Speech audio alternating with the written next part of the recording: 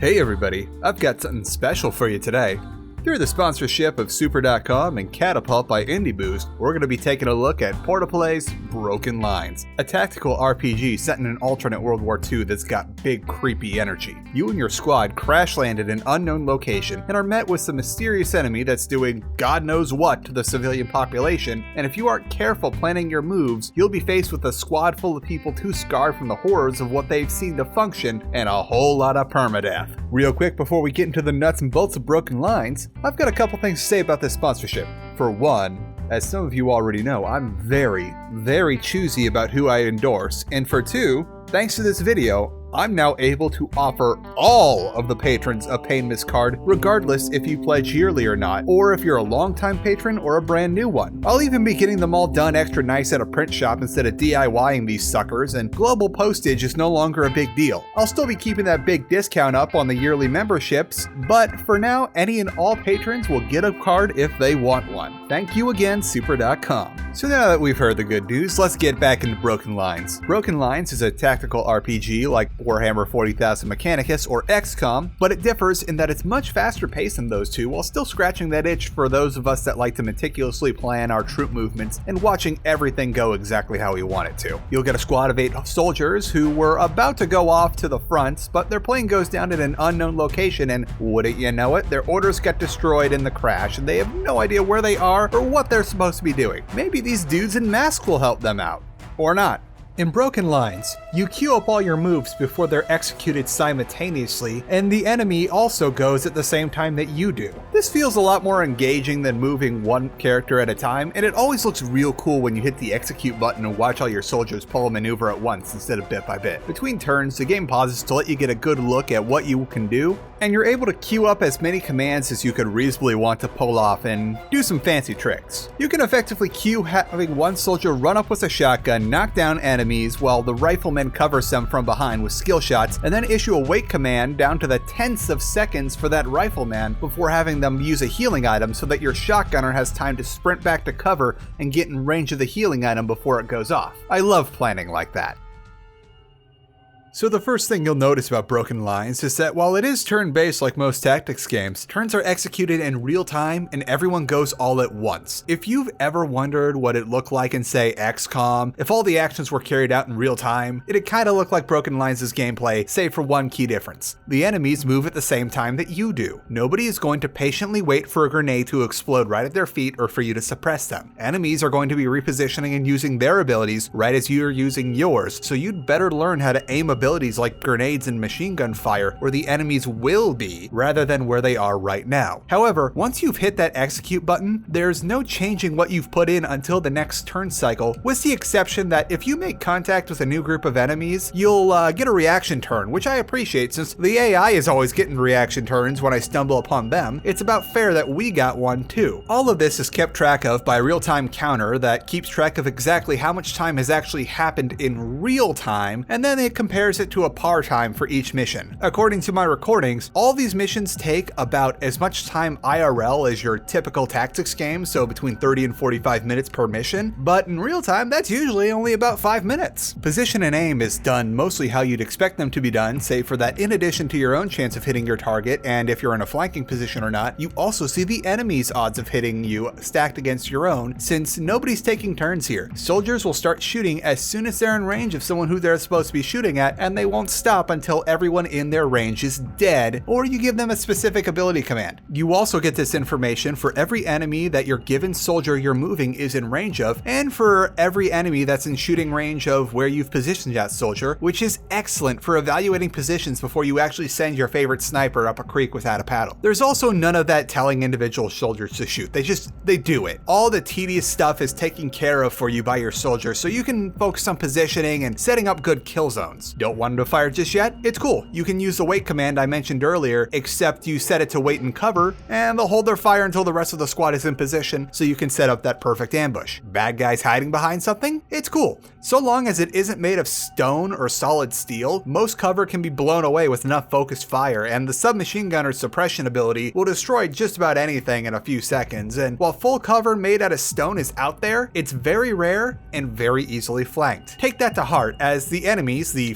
Faceless will be using this against you too, and you can find yourself in a bad situation quickly getting worse if you rely on the same piece of cover for too long. Later in the game, you'll get stuff like rifle rockets, grenade launchers, and even an MG42, which make short work of pretty much anything in their general direction. Speaking of those position leveling weapons, let's talk about your new best friend, Eastcore. Eastcore is a local with the uncanny ability to find all the good stuff, and he knows where your troops are and where they'll pay for it. Between missions, you can go visit Eastcore and see what he scrounged up today, and trade some of that salvage you've picked up along the way for ever important supplies and better weapons. You start out with stuff like Sten guns and Enfield rifles, but through Eastcore you can get your hands on the good stuff like Mosin Nagants, Thompson submachine guns, and that MG42, which I cannot stress enough, that thing's a game changer. I really like how Broken Lines will show you not only the base damage and DPS of each weapon, but also damage models, effective range, and other stuff like damage per projectile and shots per second that let you really get a feel for how effective a weapon is compared to what you already have. Eastcore's also got a whole bunch of explosives, healing and buff items, and eventually stuff that's probably best not to ask him where he got it, like bazookas or the ability to call down a mortar strike. Now, before we get into story stuff, I'd be missed if I didn't talk about how Broken Lines handles panicked soldiers. Just below every unit's health bar is a stress meter. Things like getting jumped by enemies, getting shot at, or explosions fill it up, and if it gets all the way full, your soldier will panic and run for cover, and cower for the rest of a turn, likely running away in a manner that isn't very good for their health while they're at it. Panic is a two-way street though. Enemies have visible stress meters, and that too can be used to your advantage. A well-placed pair of suppressive fire attacks is a very handy way to break an enemy squad and send them right into the line of sight of your riflemen. It's nice to also be able to see exactly how panicked each soldier is, so you don't have one of those "that's XCOM baby" moments where a soldier you thought was perfectly fine suddenly loses it at a seemingly inconsequential event and causes a panic spiral that gets you wiped. Seeing your soldiers' panic meters means that you can take someone who's having a little too much and get them out of the action before they become a liability, and then put them back in when everything's cool. In addition to panic, there's also every soldier's composure, which is a persistent stat through the campaign, and various events can help or hinder their composure based on the outcome. If someone's composure gets too low, it'll start to show in their portrait and they'll become especially prone to panic in later missions. So maybe don't keep sending the same guy into certain situations that you know will give them nightmares again and again. Spread that stuff out among the squad. Now, let's take a sec to talk about the characters and story of Broken Lines. You don't get randomly generated guys like in most other turn-based games, but instead you get a host of 8 soldiers, each with their own unique backstory that tells you a little about them and can give you hints about how they'll react in certain situations or with others during random encounters. In addition to their backstories, soldiers will also pick up abilities and traits based on how they handle themselves in battle or in the random encounters. Traits are something unique to each character and will play to the strength of the character's default loadout. Abilities, on the other hand, are gained through random encounters based on how you act or at the end of missions, and once you have abilities, they can be assigned to anyone you want them to be assigned to. This means you basically get to spec people into whatever you want them to be with abilities, whereas traits are specific to an individual character's personality rather than a class. While your soldiers will start out with certain weapons, you can give them whatever you want for them to use and go from there. This brings us to the random encounters and events. Between every mission, there'll be bits of dialogue between your characters, between things as mundane as sharing pieces of cake to debating whether or not to potentially commit war crimes as an act of mercy after seeing what the Faceless are doing to some of the villagers, and everything in between. Not only will the outcome of these encounters potentially affect some of your soldiers' composure, but it also affects their relationship with each other. Every soldier has a relationship with all the others that can be positive or negative based on what's happened between them during the campaign, and this will have a direct effect on how they interact in battle. If you've managed to foster a good relationship between two soldiers and get them on friendly terms, they'll perform better together when they're on the field. If two soldiers don't like each other, they'll both get an active debuff whenever you place them too close to each other on a mission. I have to admit that by the time I got to the endgame, pretty much everyone hated each other's guts, but we got results. Another part of the story comes from how you've got those 8 unique characters, and once they're gone, they're gone. Broken Lines has a sort of Iron Man light system where you'll be allowed to reload from a checkpoint if you wipe, and if you really want to, you can restart a mission after successfully completing it and try to find more salvage, but be warned, this will add hits to your soldier's composure and stuff like that will carry over, but you can't roll back to previous missions if a character gets killed in action later on, which means that any part of the story that character might have had a hand in later on isn't happening. On the default setting, each character gets 1 downing per mission before they're gone for good, and if they manage manage to survive after getting downed, they'll carry a wounded status, which means that if they get downed a single time in the next mission, they're just dead. So maybe let them rest and sit it out for a couple missions before they get really messed up. As for the campaign itself, thanks to all the previously mentioned real-time action, for me it clocked in at about 7.5 hours from going from tutorial to end credits on my first run, which, let's be honest, if we had to wait around for every last person to move and shoot individually, we'd be here for at least twice as long, maybe even longer. Additionally, there are no filler missions in this campaign to pad for time where you go fight a bunch of dudes somewhere that's completely inconsequential to the main story. What there is, however, is a whole lot of replay value because just about every day of the campaign, there's going to be 2 or even 3 different missions that you can choose between, and there are 5 different endings based on all the choices you make leading up to the final mission. I'm pretty sure I got the bad ending first time around since I had no idea what I was doing, but that's okay. On top of that, in addition to the usual difficulty settings, you can entirely customize your difficulty so you can play however you want to play the game once you get a feel for how it works. By the way, there's also, on top of all this replay value, an entirely new campaign in addition to the one that they've already got if you want even more.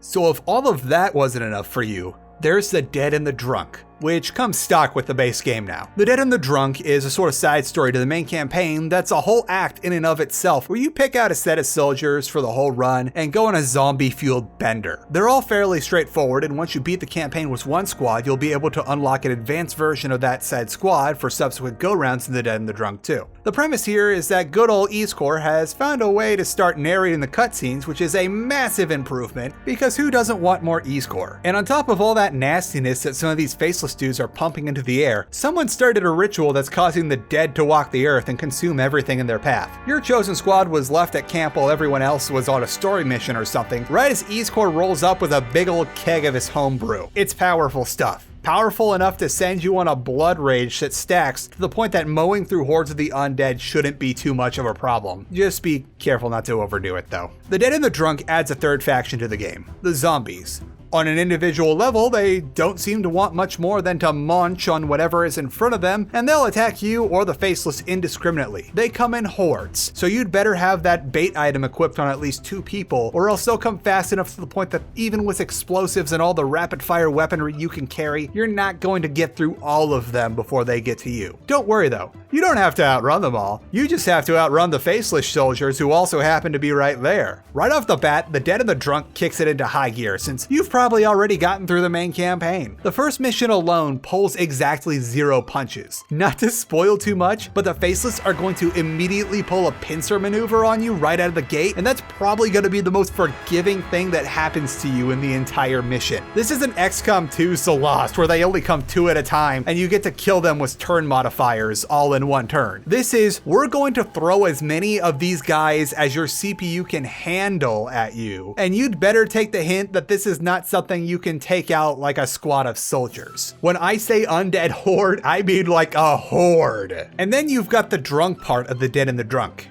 E-Score's special brew replaces your food supplies for this campaign, and you're gonna need it if you want to survive this horde. Alcohol will give you a stackable bloodlust buff and special traits that act as double-edged swords, without which you're not gonna be able to get very far in the Dead and the Drunk. Seriously, I cannot stress enough the insane amount of undead on the screen at any given time. I had to reload a ton just to get through the end of this first level. So that's Broken Lines and its brand new The Dead and the Drunk update. You can get Broken Lines on Steam or GOG through the link in the description, and if you like tactics games, zombies, and Iron Manning it, you're gonna love Broken Lines. Thanks again to Super.com and Catapult by Indie Boost for sponsoring the production of this video, and thank all of you for stopping by. Up next, we're gonna take a good hard look at Cyberpunk 2077 based on my first playthrough, and then after the new year, we're gonna dive right into I Divine Cybermancy, so check the condition of your legs and get ready for some immersive sim weirdness. Make sure to check out my Patreon for updates on videos, 4K cat clips, and early access to videos if you pledge any amount, yearly or otherwise. And during the month of December, if you pledge, I'll send you a special Pain Miss card as an added gift. I'm still keeping the yearly discount though, as there's no reason not to at this point, so take advantage of that if you wanna. In the meantime, stay safe, stay indoors, wash your hands, wear a mask and practice social distancing when you need to go out, and as always, enjoy this cat video. Saucy boy, saucy boy. Look what I have. The orb. It's like a ball of condensed catnip, and he was all over it this morning when we finally let him play with it. You gonna play with the orb? Are you an orb boy? Look at you playing cool. Trying to pretend that you do not love the orb.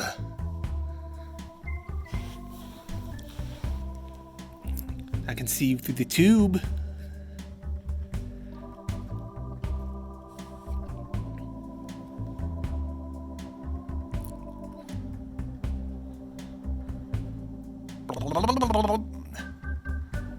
Just so easily distracted, this boy. I'm gonna walk in your tube. It's my tube now. Oh, sorry, did I get you?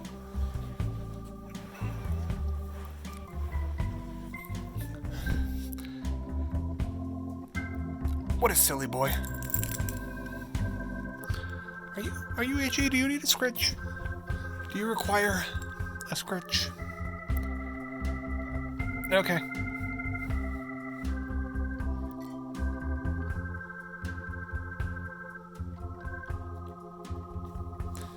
I guess he's over the orb. He's just returning to the safety of the tube.